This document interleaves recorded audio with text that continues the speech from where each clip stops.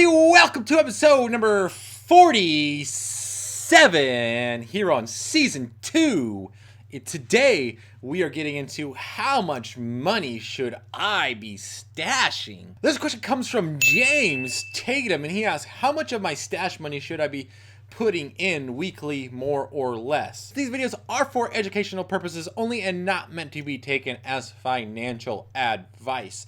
You are responsible to protect your assets and to be responsible for them. So always do your own research. And if I'm wrong, let me know in the comments. I would appreciate it. So that way I can get better. So we'll go ahead and get into it. Personally, I believe that people should be investing anywhere between 10 to 20% of their income. That could be either net or gross. It's completely up to you. But as you will see later on in the episode, that the more money that you can invest, the better it is later on down the road. And the 20% is not like, okay, well, I do 20%. I would say even if it's possible, go ahead and invest more because it would make more sense. And like I said, later on, you will find out why. That being said, though, only invest what you are willing to lose or what you can lose, and never invest more than you can actually afford. For instance, if you're looking at investing and you're like, okay, I got some money I want to invest, but I'm going to need it before 5 years. So whatever it may be, I'm saving up for a car or something, and I'm like, okay, I'm going to go buy a car in 2 years. I wouldn't look to specifically investing into stock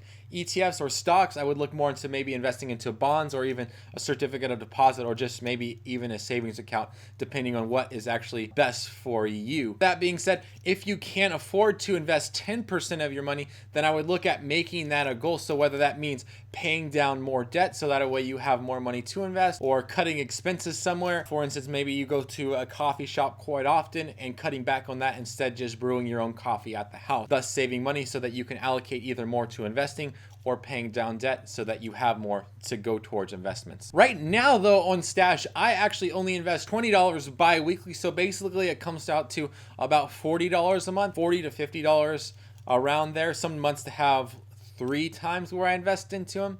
So it could be $60 that month, but for the most part, it's going to be around $40 a month. And this is because I do also put or stash my money other places as well. I have a few other investment accounts that I put money into, but Stash pretty much is my main golden child as regards to investment. I absolutely love the Stash platform and all that it offers. Overall, though, across all my accounts, I basically deposit anywhere from about $200 to $200 plus dollars. It probably goes up to about $250. So that would be the range of where I'm investing right now. I look to over the years turn that up even more as I start making more money. But if you think about it from a mathematical standpoint, if you invest 10% of your income every single month, in 10 months you will have saved 1 month's salary, 1 month's worth of wages. If you repeat that for the next 10 years, you will have saved up an entire year's worth of wages. So you could honestly quit 10 years from now and have an entire year's worth of wages to live off of. That's not including compound interest, though. If you include compound interest, by the year 15, you will have saved up basically 2 years worth of wages. One will be basically net growth or net profit on the account, and then the other one will be the actual money that's invested. If you decide to give it like another 7.5 years, you'll have another entire year worth of wages saved up, and then if you go ahead and wait just another 4 years, you'll have another year's worth of wages saved up. So basically, in about 25 years, you'll have about 4 years of money that you can pay yourself salary for 4 years. That's just completely crazy. That would be net growth plus the principal amount that you invested. And that's why staying in the market and staying long in the market and letting compound interest be your best friend always will be winning. But if you're like, okay, 10%, but what if I turn it up to 20%? If you were to turn that up, your monthly deposit up to 20% of your income, you would basically almost be able to cut all those numbers in half. Like, just let that sink in.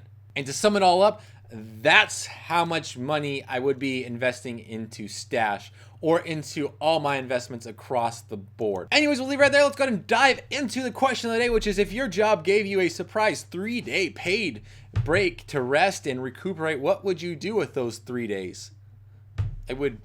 First of all, I would probably jump up and down if my job actually paid me what I'm worth. I would celebrate probably for like 2 hours, and then I would do exactly what it says, is rest and recuperate, which means that probably actually on the back half I would be slamming videos out so that I could have 3 days off, and then also putting out woodworking and that kind of stuff for the past 3 days, so that way I could take a 3-day vacation. And so that's what happens when you're kind of just self-employed. It would be nice though. 3-day vacation would be ridiculously sweet, especially if I could get paid to take a break. Go ahead and leave it right there.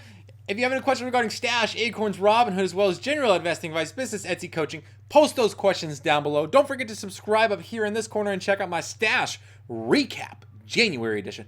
Check out that video right here. And as always, thank you for watching. I really appreciate it.